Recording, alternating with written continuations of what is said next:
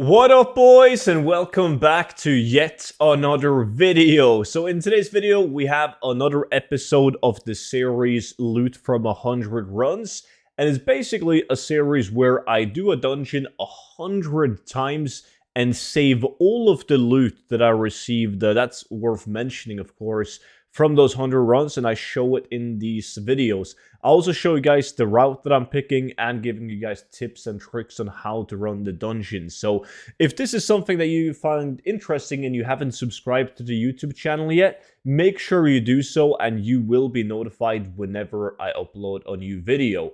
So in today's video, we have probably my most farmed dungeon besides from Uldaman, Mana Tombs. And Mana Tombs has... But there's a lot of reasons to why you could or should farm Mana Tombs. I'm going to do all of them. The first thing that I want to mention is that it's unlike a lot of the other dungeons because you should farm it on Heroic. Normally, you don't want to farm a dungeon on Heroic because whenever you kill a boss on Heroic, you will get dungeon locked to that dungeon. So you can only do one run, right? However, if you skip all the bosses and you don't, and you only kill the trash mobs, you won't be locked out from the dungeon. And in Mana Tombs, you can actually skip all bosses. There's no like bosses that you have to kill to open up the door or to go further into the dungeon.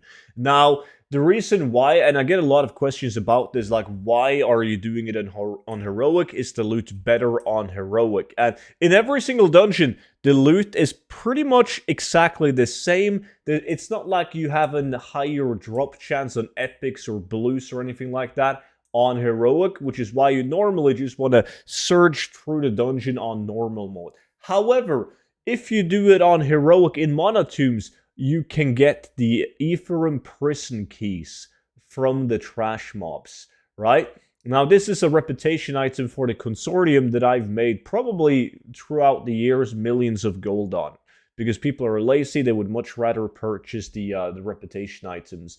You cannot get these items, though, unless you're honored with the Consortium and you do a pre-quest in the Netherstorm. The pre-quest is called A Mission of Mercy, and you don't have to do the entire quest line. You just gotta do one quest, which is literally picked up right here above Monaferge Ultras at the camp.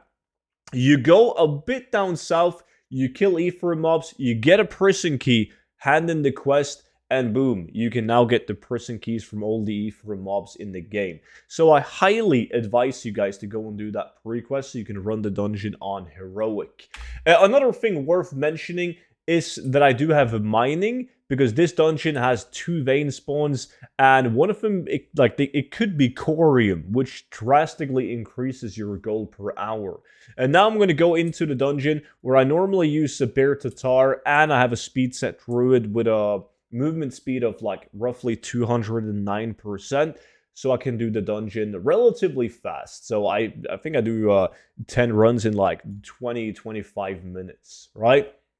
So before I show you guys the routes and talk about the potential loot that we can get, I do want to mention that I want to say a big thank you to everyone who has picked up one of my gold guides, right? Doesn't matter if you picked up the TBC gold guide in order to prepare for Wrath of the Lich King Classic, or if you picked up the Wrath of the Lich King gold guide, or the best-selling 0 to 10 million gold guide for retail. Right now, I want to celebrate by doing an Easter sale, so you guys can grab any of the gold guides for only $9.90. This also includes every single future update for free. So if you buy, let's say, the 0 to 10 million gold guide and the next expansion for retail comes out, I will update that book for retail, the next expansion, and every single person that bought the book will receive all of the updates for free, for life. So make sure to check him out down below in description and pinned comments, and use code Easter on checkout, and you will get them for $9.90 each. Now, these guys right here, the feral mobs, they will drop you the prison keys, and you obviously want to kill every single mob that's inside of the dungeon. Right now, when I'm just showing you guys the routes, I'm not going to pick up any loot. I know that triggers a lot of people, but it is what it is, and it's kind of funny to me that people get mad over unlooted mobs. I'm just showing the route right now, but as you can see, I didn't even have to stealth past the first boss. You can literally just walk past them. I do make sure they also kill these mana worms because they do have the same chance of dropping epic plants and patterns. And that is like the main income from running mana tombs is whenever you get those world drop epic plants and patterns. Like you can get Corium Champion plan, you can get the Felsteel Longblade plan. Besides from epic plants and patterns, you can also get epic and blue transmog items. And there's a couple of green transmog items worth keeping. We're going to come back to that, though, when we look at the loot that I kept from doing this 100 times. So at the second boss, the first spawn point is right here of like the first deposit. And then if we go past this boss, there's another spawn point for that vein. Could spawn right here on this wall. And then if it's not up there, it can be either on the right side in this room or the left side in this room. It's 100% going to be up in one of these locations, though, or in this room right here. Like, 100%. Like, it's impossible to not have a spawn point in one of these locations that I just showed you guys. Then if we walk up to the third and last boss, there's also going to be 100% chance of adamantite or corium spawn somewhere in this room. Like you can see, there's a rich adamantite in this room right here. And once you get to this room, you obviously want to kill these shadow elementals too, because they drop primal shadow. Here's another one. You want to kill these mana worms, and you just want to walk or like out of the dungeon. Like, you don't want to touch the boss, because as I said, we're doing this on heroic in order to get the Ephraim prison keys, and we don't want to get dungeon locked. You jump right down, you leave the dungeon, reset the dungeon, go back in, rinse and repeat. It is super easy stuff. It really is. Which a lot of people love the dungeon because you can just follow the dungeon in a straight line and then you basically leave at the entrance of the dungeon. It's just so smooth to run. And the dungeon gives you a lot of variety in terms of loot, which we're going to take a look at right now. So after doing it for 100 runs, I got myself 433 Ephraim prison keys. Now, it's obviously going to depend on how much you can sell these for. I've sold them for 1,000 gold. I've sold them for like 20 gold because I didn't pay attention. Right now, they're 800 gold each, though, which is 40,000 gold a stack. So on these alone, I mean, I made a lot of gold, right? Besides from that, when you mine, you will get a ton of Primal Earth, like 2,000, 3,000 gold in Primal Earth. In Primal Shadow, that's another 11 to 20,000 gold. You get some Primal Fire, but you only get Mote of Fire when you mine the Corium veins, which I got 43 Corium ore. Also got 150 Eternium ore. I got myself 912 Adamantite ore, which is not bad. It's like right above 4k a stack. And when it comes to other loot, I got some blue items. Shield of the Wayward Footman. They tend to sell. This staff tends to sell. This belt is not that good, but it sells. There's better blues than this, though. My favorite one being a headpiece called the Crown of Endless Knowledge, which tends to sell very well. It also has a market value of 25,000 gold. Now, I was very unfortunate, and I didn't get a single epic or epic plans and recipe. I usually get at least one. I think my record is 6 epic plans and patterns in 100 runs. However, always keep these hats. Like, these hats, they always sell. Like, look at the sell rate of this. Even though right now on my realm, the price is really bad at 200 gold each. But look at the sell rate.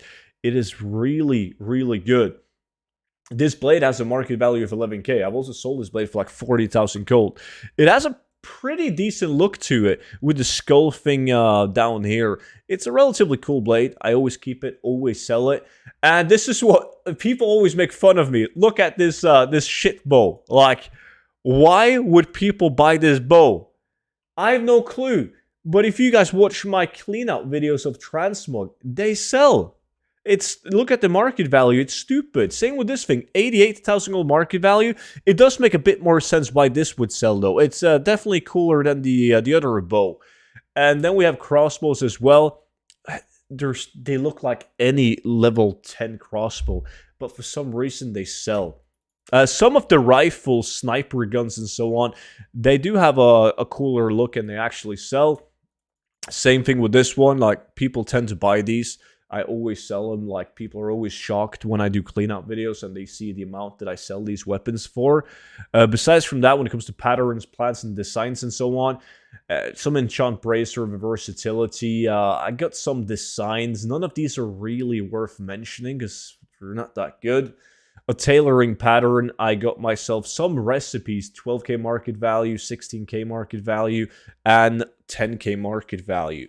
But all in all, this was a relatively unlucky 100 runs, but the total value of all of this using my TSM macro is 552,000 gold. And that's before I melt all of the ore into bars, which will drastically increase the gold. But the big wild card on this cleanout, though, is how much I'm going to be able to sell the prison keys for, right? That's it. But that was basically it for today's video. So if you guys got any suggestions on what the dungeon I should do next for 100 runs, please leave it down below. And as I said in the beginning of the video, subscribe to the channel if you want to watch more videos like this. And hey, don't forget to check out the Easter sale. Right now, code Easter, only $9.90. You can even pick up the bundle, which includes all of these books for only like $19. Like, it's a great deal. However, that was it for today's video, though. So thank you all so much for watching. And I will see all of you guys back in at tomorrow's video. But until then, have a good one. Bye-bye.